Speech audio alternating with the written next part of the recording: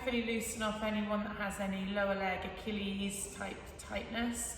And then we're going to work into the shoulders. So we're going to work back of the shoulder, front of the shoulder, round the shoulder, some shoulder extension.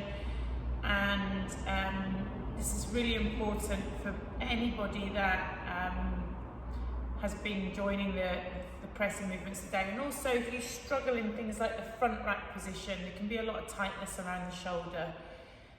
So let's start with the feet. The ball under the right foot, and I think most of you now have done my test of forward fold before and after with the feet and the ball, and how incredible that transformation is with just a few minutes of work on the ball. So this is something which I like to include on our long flow days, because I'll be honest, I don't do it as much as I should or could. So this forces us, by doing it in the video, forces us to do it at the start of these sessions. So first of all, working in particularly on the arch of your foot, especially those of you that know that you collapse in with your knees when you squat.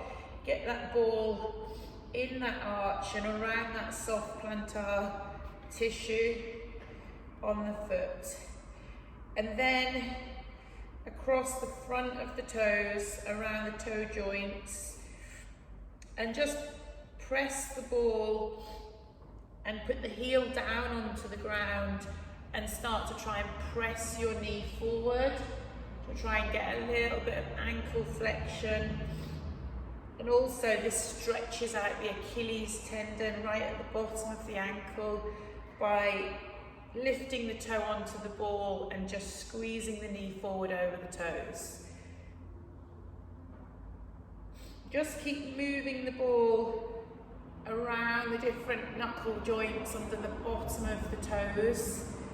It might feel a little uncomfortable, that's fine. It should feel, remember, like you're walking on a very pebbly beach. And you can feel the stones digging into the bottom of your foot. Pay a bit of attention as well around the big joint of the toe. Keep pressing that knee forward and just massaging the bottom of your foot as vigorously as you can with the ball. Okay, good. Switch on to the other side. Starting again. Oh, my left foot. So listen, this week I've been having some little tweaks in the left Achilles. Interesting, as soon as I put the ball in the bottom of my left foot, it felt very tender. So everything in the body is connected. Everything all adds up together. So these are super important parts of your recovery. Remember, focus around the arch of the foot, all in that middle soft part of the foot, the little bit of tender area, before putting the ball forward into the toes and then squeezing your knee forward over the toes.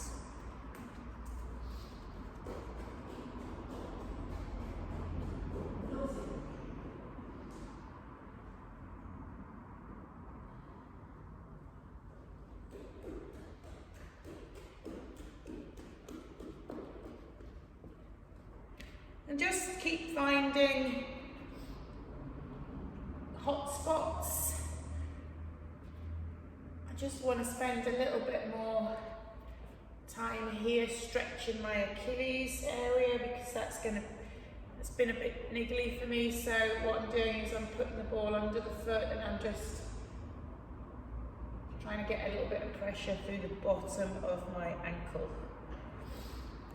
Okay, so once we've finished with the toes, let's just come up, lose the ball for a minute. Let's just stand shoulder width distance, and let's just do some really basic stretches through the ankle range, and the feet are just coming up onto the balls of the feet, lifting tall and balancing at the top there, spreading your toes into the ground, starting to get some movement through the feet joint.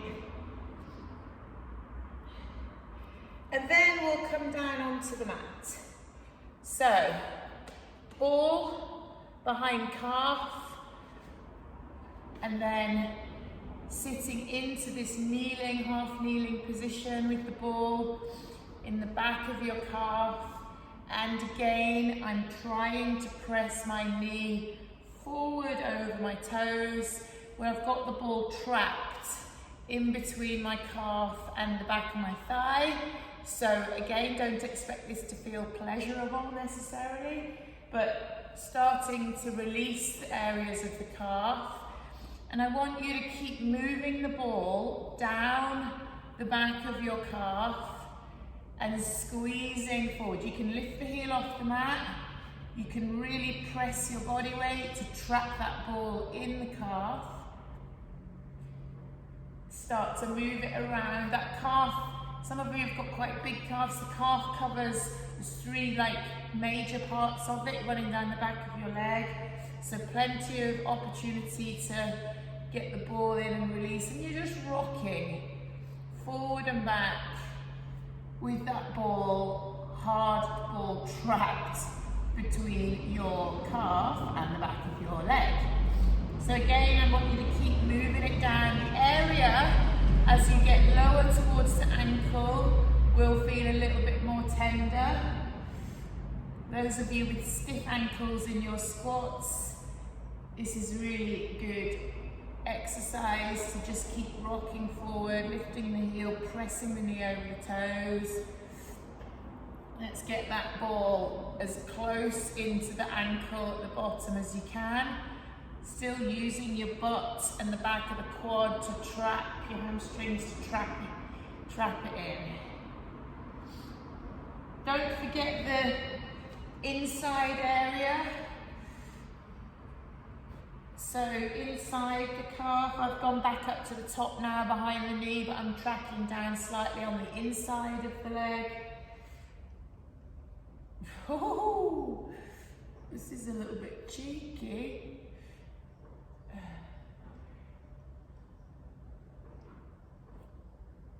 And if you find any hot spots, then might be that your calves are super tight. I'd be very surprised if anybody didn't have tight calves after the amount of double unders we did yesterday and all during the week. Okay, so let's switch the ball into the other calf now. So start right at the top behind the knee. Get it in there. Oh my goodness, that's quite different. So my left side's definitely got an issue going on here. I've been avoiding all of the double unders in some of the sessions and substituting them because of this little niggle, but this is interesting for me because the ball in the left calf feels quite different than it did in the right. So obviously I've got some serious tightness here. Those of you with good ankle range, you can keep your heel more planted as you do this, but it's no worry if you want to lift the heel as you rock forward.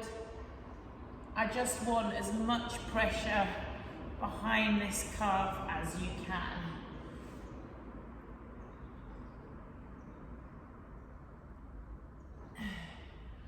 Very important that we keep working on the feet and the calves and the toes. I think most of you follow Scott, you'll see that he's been getting some plantar fasciitis pain in his heel and his foot from running. And honestly, if you get that sort of injury, it's an absolute pain in the ass. You can't really sort of get through it. So self-treatment, i.e. this, is mega important, okay? Keep moving this ball. Don't forget the very tender area towards your Achilles tendon at the bottom.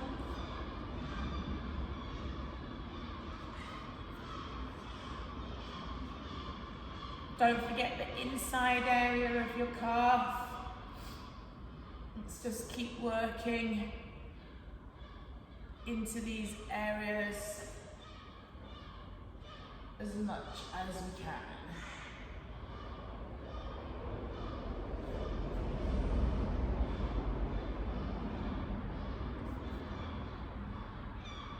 Okay, so quick fire through that. You can always come back to these and revisit them. Let's do the opposite now then. So we'll lose the ball for a second and let's sit onto the ankles and flexion through the front of the ankle joint.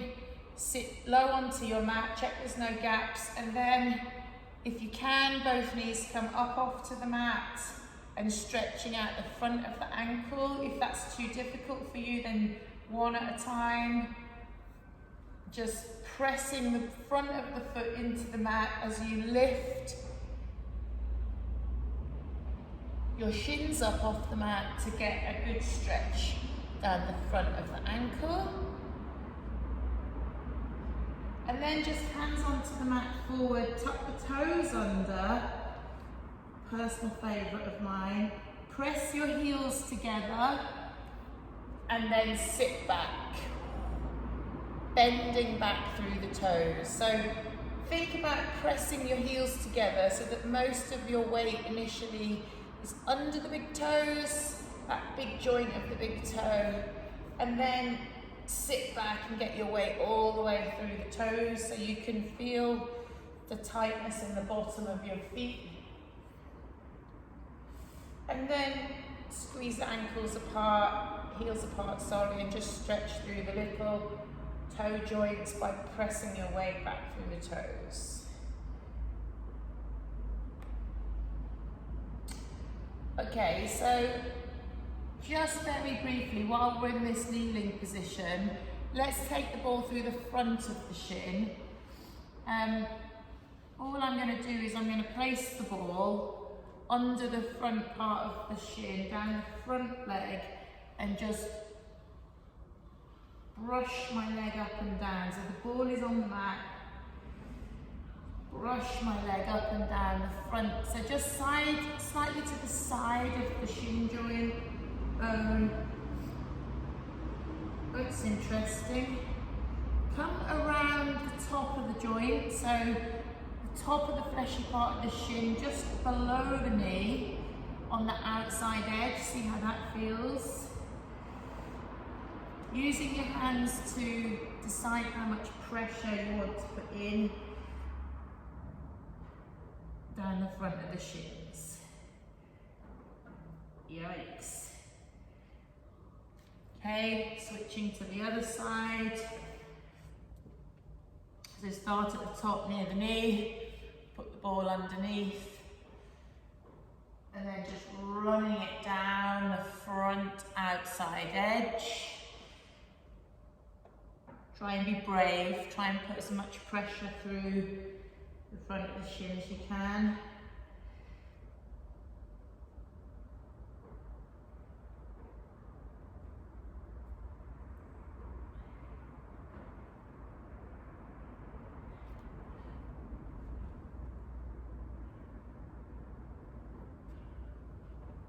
Okay, I'm going to just put my ball off to the side.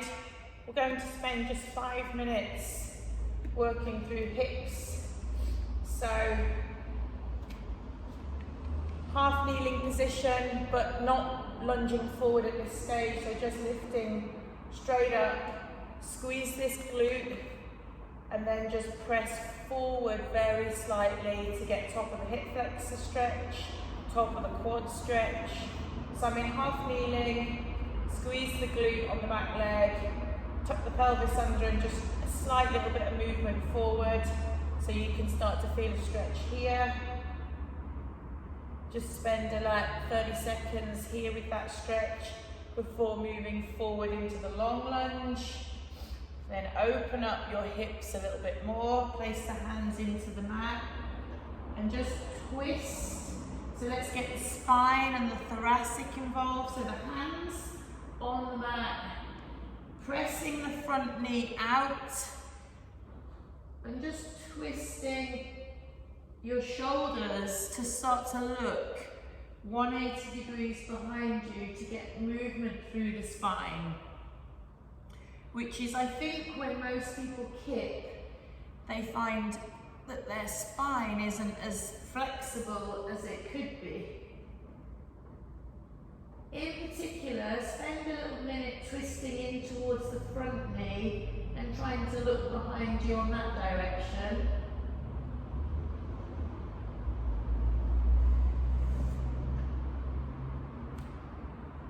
Okay, and then if you can, let's just drop down a little bit deeper towards the mat. You don't have to have your forearms on the mat. If you can, then great. Think about always pushing the right knee, the front knee out to the side to open up the hips and the groin. Let's get a little bit of a deeper stretch through this long lunge. And then pulling back, lifting up tall. Remember when we stretch the hamstring, we want the shoulder blades back. Most people round off the shoulders, that's not correct. So pull the shoulder blades back, lead with the chest, and just straight leg down that mat. Nice stretch of the hamstring.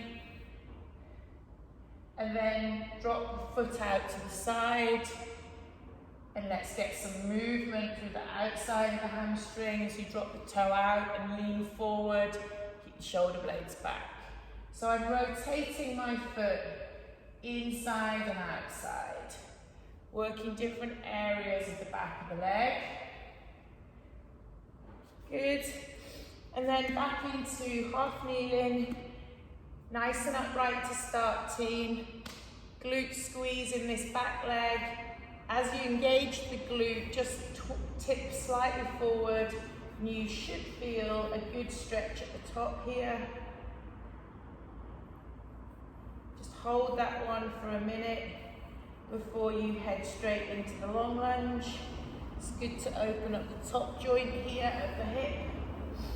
And then press the leg back and open into long lunge, and just spend a second trying to get this gap nice and long. You can pop your hands onto the mat, and we're going back into the twist. Think about pushing the left knee out to the side, just all the time while you're twisting. And in particular, twisting towards that knee and try and look all the way behind you with the hands on the mat. Waking up the spine. And then start to lower into the mat a little bit deeper. How do the hips feel this morning? Can you get that knee pushing out to the side a wee bit more? Foot stays planted on the mat, of course, all the way through this. And then just pull back into a straight leg. Pull the toes up towards you to get more of a stretch in the hamstring, and you shouldn't need much tipping. Keep the shoulder blades retracted, keep the curve in the spine, so the chest leads the way here. And then rotate the foot out in that hamstring stretch position. Yikesy.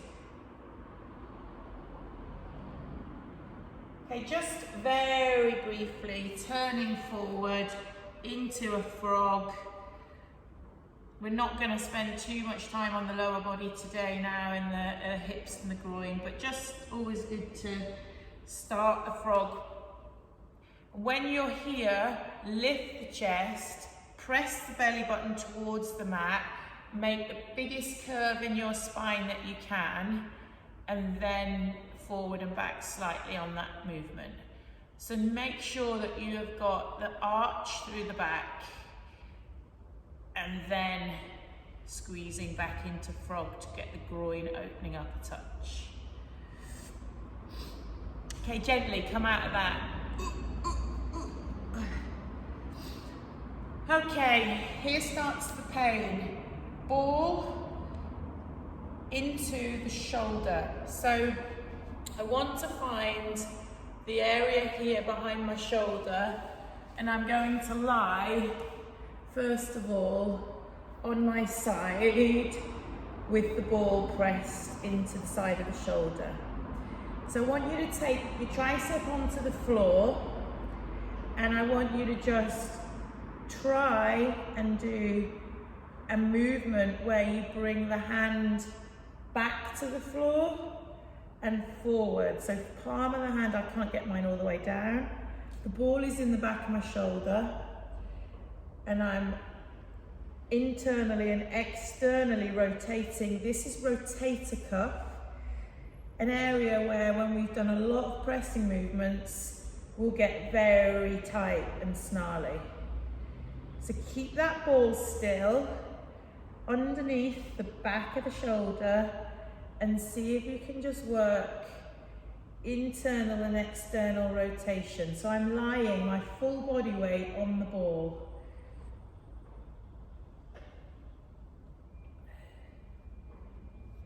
Now try giving it a hand. If you haven't been able to get to the floor, press it down to the floor and hold it. Internal rotation is an area that everyone will get really tight with, particularly with all those push-ups, burpees, thrusters. Same on the back. Press that arm back.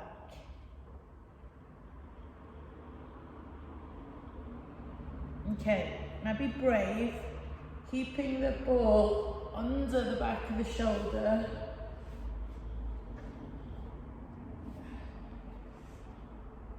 Let's start to move the arm around. Now, this is just a guide, so, oh my God, just find the movement. So I'm talking about like a half semicircle around, and it's not going to be comfortable, and if it is, your ball's not in the right place. So it should be in the back of the shoulder, working around the shoulder blade. Again, keep making little adjustments with the ball. Put it somewhere where it is more painful and cloggy. And just keep moving the arm through all of these different areas of rotation. Behind the shoulder blade is a particularly lumpy one for me. Oh, I found a knot. Oh. And if you think about your overhead positions while you're lying here, how good is your overhead squat position? How good is your overhead squat snatch position? Because this is where it's tight. This is where you need to keep releasing the back of the shoulder. And now I just want to finish this little bit on the delt. So get onto the top of the deltoids, the back of the shoulders. Right behind the back of the shoulder, and start to move the arm around here. If you think about how much pressing that arm has done with that dumbbell, the back of the delt will be super, super tight.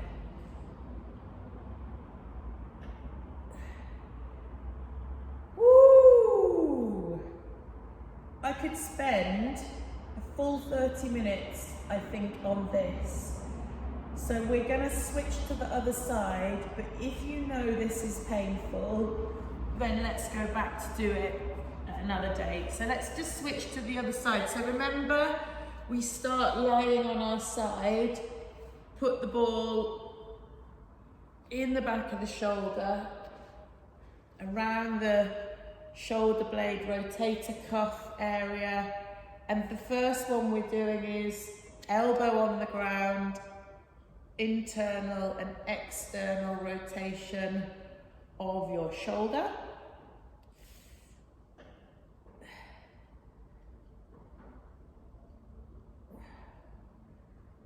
So I'm lying on my side, pressing my weight into the ball. Make sure you're on your side for this one. and working this internal external rotation of the arm, so important for your overhead press movements. So the tricep is just pivoting on the ground. If you haven't been able to touch the back of the hand on the floor at the top, push the other arm down and help it.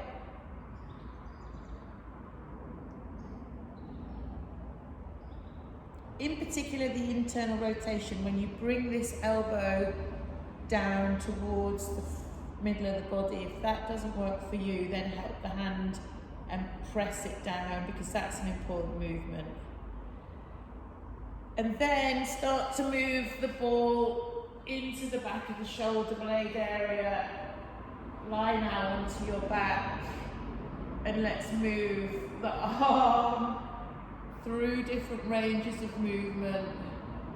Keep adjusting the ball. I want you to track the shoulder blade around the edge of the shoulder blade. Half circles, semicircles, mirroring the floor with the back of the hand. You can bend the knees if that's more comfortable, and sometimes it's helpful to just hold the back of the head and the neck off the ground while you're focusing on this shoulder area. So one hand can come down the back of the head, just a neck, just can keep the neck comfortable. But don't be shy with this. Seek out the knots, seek out the pressure points that are preventing you from good overhead range of movement. Just press the arm up into the snatch position and put that ball behind the shoulder blade, and just feel the tension and the tightness.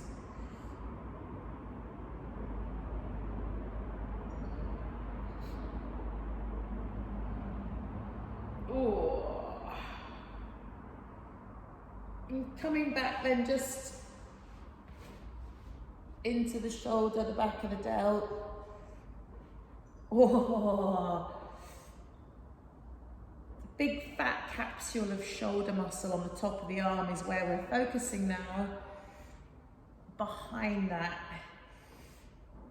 just moving the ball, moving the arm. As we press, it's like pleasure, pain. I have got big fat shoulders. The 20-kilo dumbbell has served me well. Those of you on the 15s, you'll have a lot of tension as well in your arms. Okay. These are just guides, so you can spend a bit more time doing these as you need to. Let's go now into some movement. So let's just get that nice stretch. So feet flat, fingertips point away, hands as close as you can. Lift the head and press the chest forward as you stretch through these shoulders. So this is exactly what we need after trillions of thrusters. For those of you sitting at desks all week, this one is so important for you guys. If your front rack position or your clean position, where I constantly nag you because the elbow is not forward enough and high enough, this is the stretch for you. So you should be pulling your shoulder blades together at the back, trying to create contact between the left and right shoulder blade in your back, and pressing your chest forward and just holding here. If you feel tightness up the forearms, up the biceps, then it's all connected. Okay, we're gonna push the hands further away, if you can, and lie further back into this stretch. If it's helpful, keep the hands where they are and shuffle your butt away. So I want you to get closer to the mat and deeper in this shoulder stretch. pull the shoulder blades back. Can you feel the tightness in your chest? Some of you aren't pulling the shoulder blades close enough together. Pull them together. Like I've got my hands on your shoulders and I'm pulling them out and side.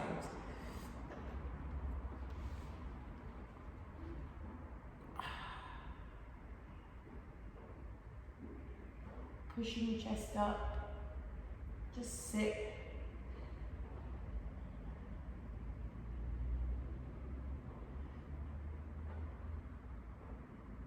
Okay, relax those arms off.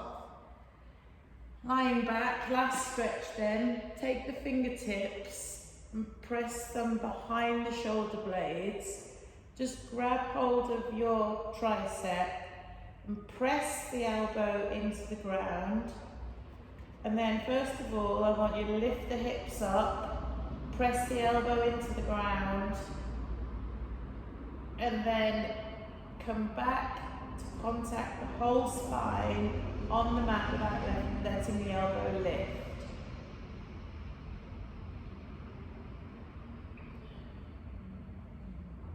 So I'm pulling my elbow down into my mat and I'm trying to get every single bit of my back, spine into the mat and contact